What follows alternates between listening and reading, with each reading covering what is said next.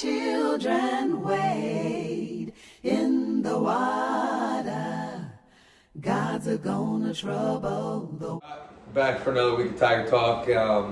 This chapter was over equity and gender and social media, obviously, and it kind of looked how social media helps women fight for the rights to speak out against violence. It also mentioned in the chapter that not all women go through the same thing, and it basically allows women who do go through this to speak up and raise awareness and get people to back them up based on what they're going through.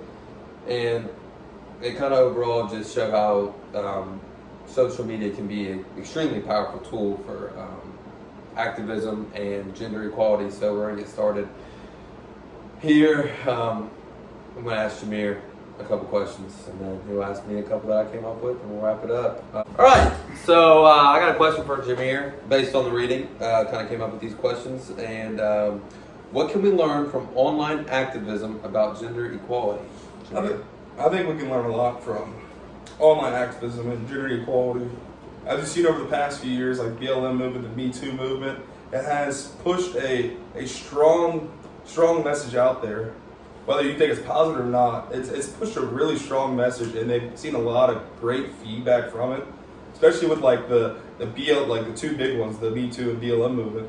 With the Me Too movement, it put a lot of bad people away, and with the BLM movement, it spread so much awareness to a small minority group that I think all in all, it's a great way to understand certain people and see different perspectives online, and it really helps just being able to put it out there on the digital web for everybody to see and everybody to have their different opinions about it and get constant feedback, almost immediate feedback every time you post something, and just kind of intertwine into those groups. And kind of to end on what you're saying, I feel like the online activism is a great tool to push towards activism in the future. Yeah. It's basically setting a standard that things can be changed. A great resource to use. Yeah.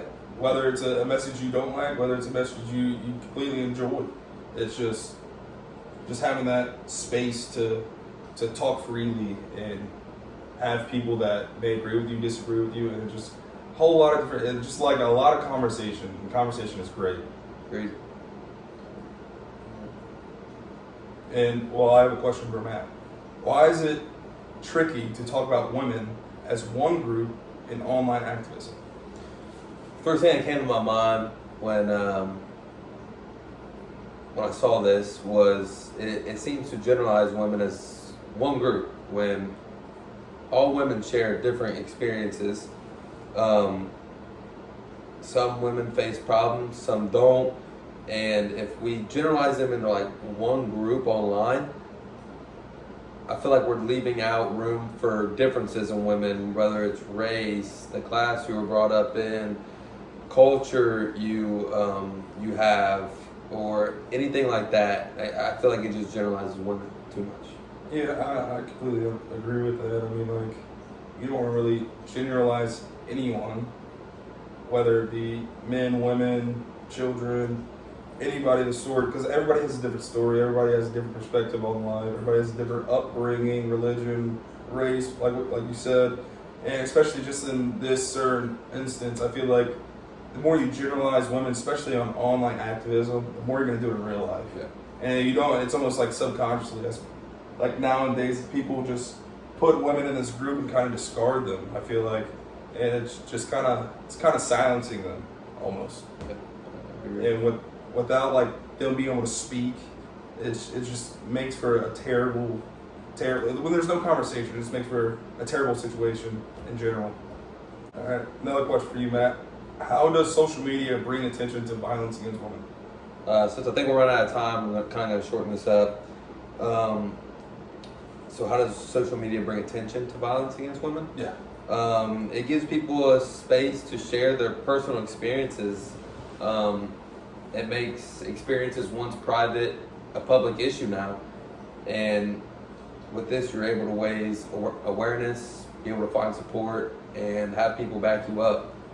And I feel overall that when these issues become public, it puts, and other people agree that it's an issue, it puts pressure on society to change these issues and to, go against the old generalizations and move towards something better. Yeah, completely agree. I mean, just bringing more attention to a certain topic, it's just, you're gonna get terrible feedback starting out. That's how every kind of activism starts, but it's just, when you're going against the grain, going against something that people have known for so long, it's not gonna be pretty in the beginning. But the more you continue to talk about it, the more you bring attention and awareness to it, the better it'll get over time. So Persistence. yeah, All right. I agree with it. So I think we're out of time. So see you next week on Tiger Talk.